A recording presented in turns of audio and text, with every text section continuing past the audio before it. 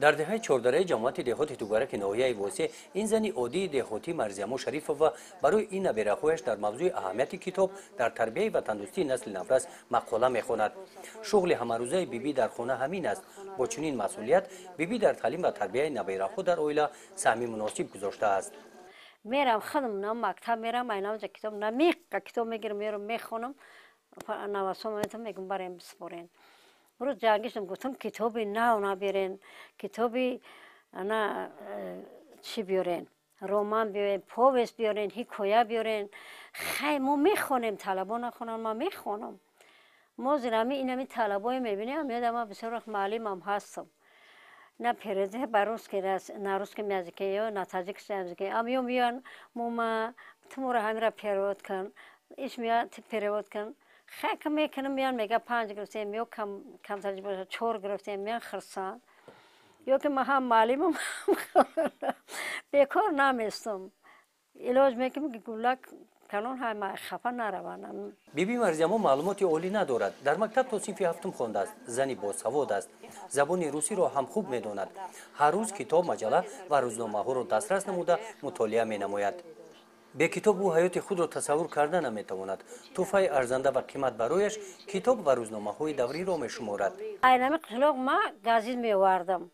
کتاب بیبلیتکای نمی واسه دکو ما کتابی نمو که من نخونده باشم. خوندم همه مورا خوندم بود کردم و گفتم خیلی کتابتون که بود اولی نو کتاب نو گرفته باید برم بگیرم از سر با کوشش دارم که همین ماشین پلو همه بیام که من دیگه میام چی میخوندگی من شما برای گازیت هم مبلغ آنمی مبلغ میرم با نام خدای نمی روزیمه تایر میدونه من میرم اینجا سه سم گازیت میگیرم میرم میخونم اینجا با همه همسایه میبرن میخوننش همو گازیت بو میخونم خیلی حاضر کم در سایت مضمون ترک کوشش میکنم که عقیب نمانم باید که من بگیرم بخونم اما را یک جهانمانی میبرم خرسان میشم امو روز به نام خدا همین میخونم میرم میگم که چیزی هم یک خزینه یافتم. در دهه 14 خالای مرزیامو رو با چونی خصلتش هم دهگان میشناسند و نسبت به او احترام دارند.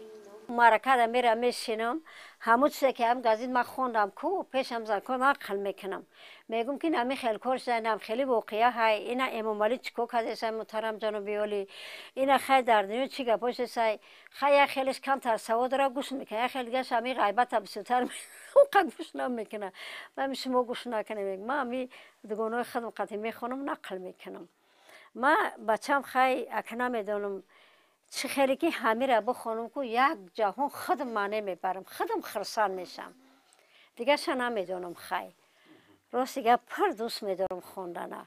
بیبی مرزیامو میگوید که مطالعه کتاب با او روح و الهام تازه و تن سالم بخشیده است.